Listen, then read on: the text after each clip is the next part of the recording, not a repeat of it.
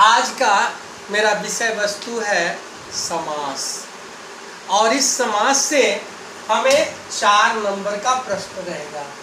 समास से 4 नंबर का प्रश्न रहेगा। तो बच्चों, आज हम समास के बारे में पढ़ेंगे, जानेंगे। तो समास की परिभाषा जब करते हैं तो होता है समसनम समासः, समसनम समासः। इसका हिंदी में परिभाषा करते हैं तो दो या दो से अधिक पद अपने अपने विभक्ति चिन्हों को छोड़कर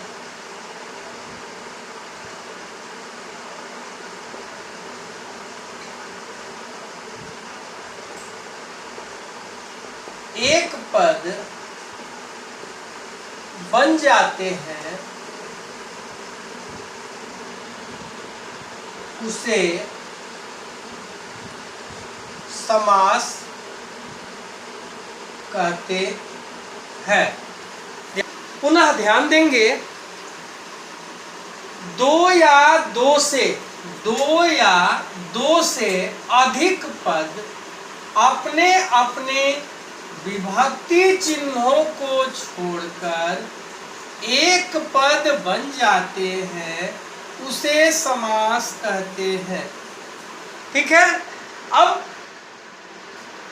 इसमें 3 पद होता है। समास विग्रह जब करते हैं तो हम कहते हैं राज्ञः पुत्रः, राज्ञः पुत्रः।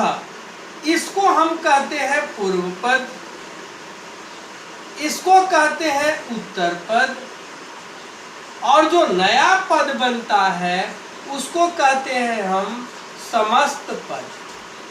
ध्यान देंगे, हमने परिभाषा पढ़ा समास का कि दो या दो से अधिक पद अपने अपने विभक्ति चिन्हों को छोड़कर एक पद बन जाते हैं, उसे समास कहते हैं। तो 2 पद मिल गया, एक को कहेंगे पूर्व पद, दूसरे को कहते हैं उत्तर पद।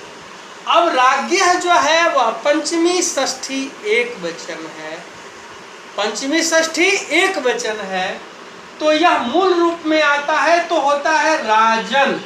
मूल रूप में जब आता है तो होता है राजन। और पुत्र प्रथमा विभक्ति एक वचन में है तो यह अपना विभक्ति छोड़ता है तो रूप बनता है पुत्र।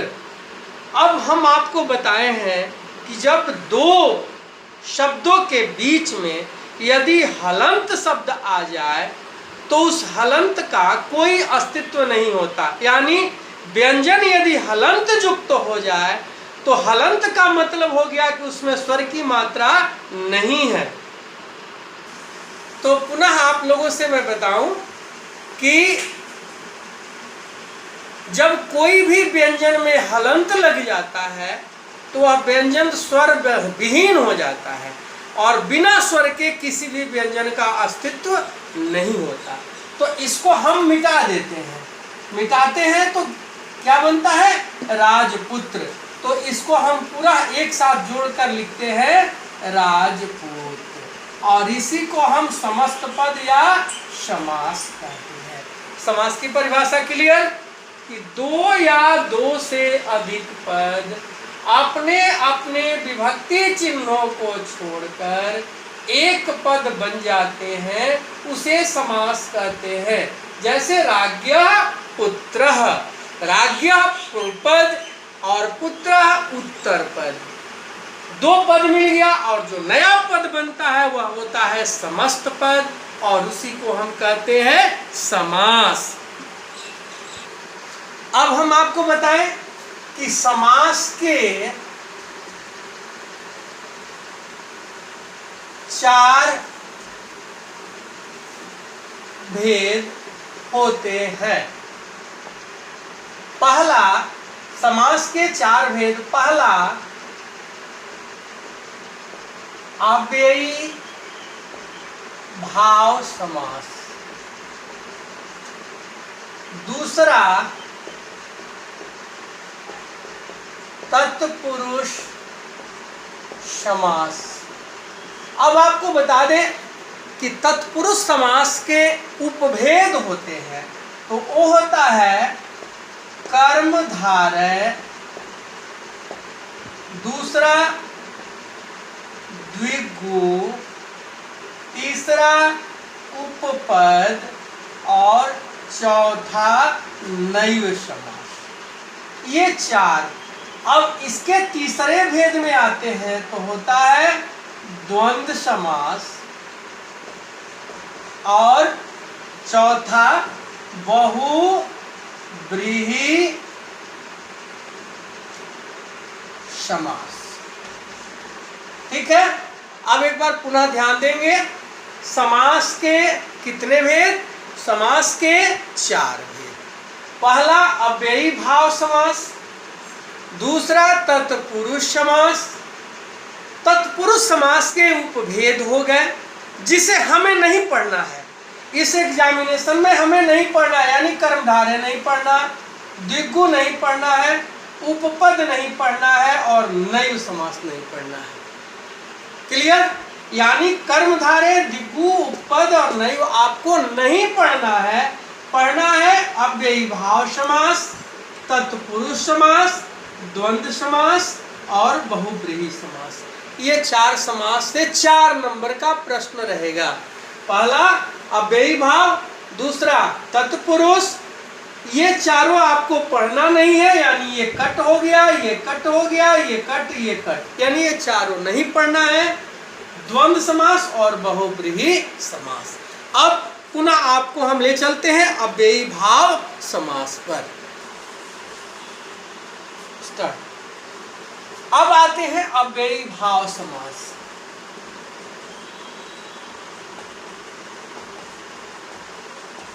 और अव्ययी भाव समास, अब आते हैं हम अव्ययी भाव समास। अब ध्यान देंगे, इसका सूत्र होता है पूर्व पद प्रधानो, पूर्व पद प्रधानो अव्ययी अव्ययी भाव। यहां देखिए, ये अ जो है यहां कर देंगे ऐसे, तो पूर्व अव्ययी भाव समास, इसका सूत्र हो गया पूर्व पद प्रधानो अव्ययी भाव। अब इसका कहते हैं कि जिस समास में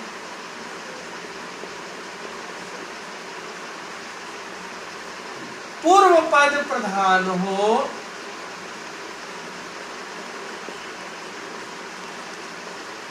पूर्व पद अव्यय हो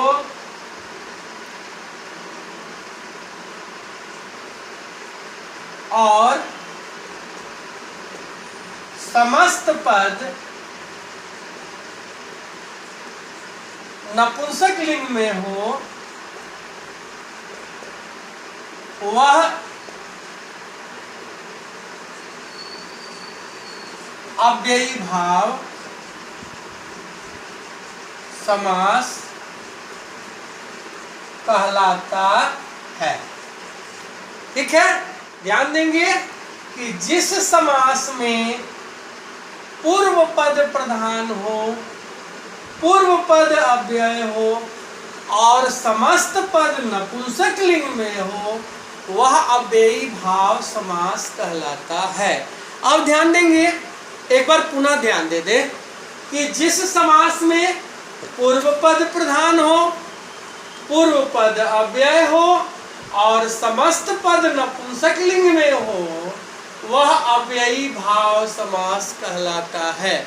अब ध्यान देंगे कि अव्ययी भाव समास किन किन अव्ययों के साथ होता है।